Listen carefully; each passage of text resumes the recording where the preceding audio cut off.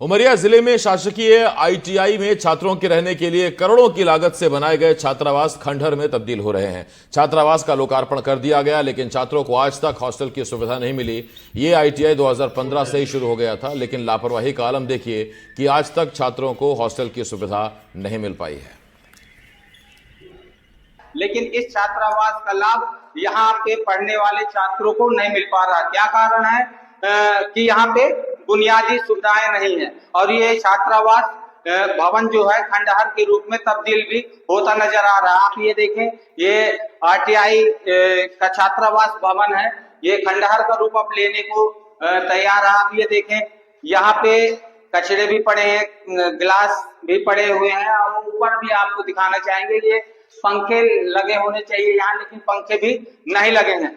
यहाँ पे दूर दराज ग्रामीण क्षेत्रों से छात्रों का आना होता है। ये छात्रावास उन्हीं के लिए बनाया गया था, उन्हीं के लिए सुविधाएं देने के उद्देश्य से छात्रावास का निर्माण कराया गया था। आप ये देखें कितनी बड़ी बिल्डिंगें बनाई गई हैं, कितने ज्यादा से ज्यादा यहाँ पे कमरे बनाए गए जिससे छात्रों को असुविधा न हो और वो यहाँ पे रह के अपनी पढ़ाई का काम कर सकें। ये छात्रावास आईटीआई का है, छात्रों को नहीं मिल पा रहा हो, ग्रामीण क्षेत्रों से दूर दराज से आते हैं वो। यहाँ क्या दिक्कतें होती हैं छात्रों को, आइए हम उन्हीं से जानना चाहेंगे। क्या नाम है आपका? सर मेरा नाम अरुण कुमार महार है। कहाँ से आते हैं? मैं सर ग्राम मझौली खुर्द, जो कि उमरिया से करीबन 35 किलोमीटर दूर है, और मेरे को अपने गांव से यहाँ संस्था आने में, कॉलेज आने में बहुत सी तकलीफों का सामना करना पड़ता है।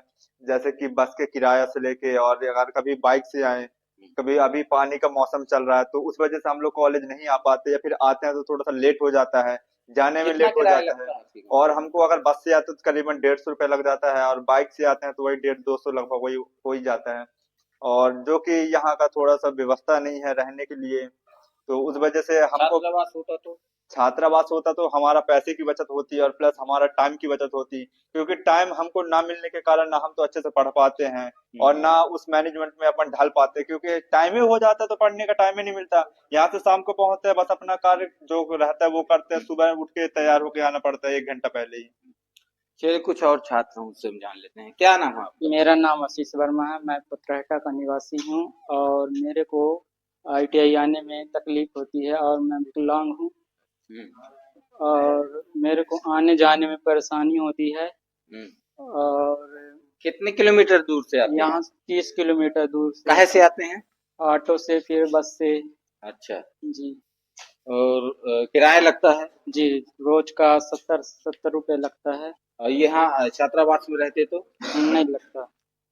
चलिए कुछ और छात्रों से हम जान लेते हैं। क्या नाम है आपका? मेरा नाम अविनाश वर्मा है। बताइए कितनी तकलीफें जाती छात्रावास में न रहने से? सर मेरे को डेली कॉलेज आने जाने में लेट हो जाता है और मैं अच्छे से मतलब घर भी टाइम से नहीं पहुंच पाता हूँ, मेरे को पढ़ने का टाइम भी नहीं मिलता है। और ये छात्रावास में रहते थे? छात्रावास में रहते तो हमको मतलब अच्छी सुविधा मिलती। बताइए सर, ये छात्रावास में छात्र नहीं रह पा रहे हैं, क्या कारण न रहने का? ये छात्रावास में न रहने का कारण एक बहुत बड़ा यही है कि यहाँ पे पानी की बहुत भीषण समस्या है। और वो समस्या ये है कि यहाँ पे 3 बोरवेल हुए, जिसमें से 2 फेल हो गए। एक में करीब 600 फीट बोर हुआ है और उसमें से केवल 20 मिनट पानी आता है। अब आने वाले समय में ये देखना होगा कि इन बच्चों को छात्रावास की सुविधा मिल पाती है कि नहीं मिल पाती है, समय ही तय कर पाएगा। उमरिया से एजाज खान, एनडीटीवी के लिए।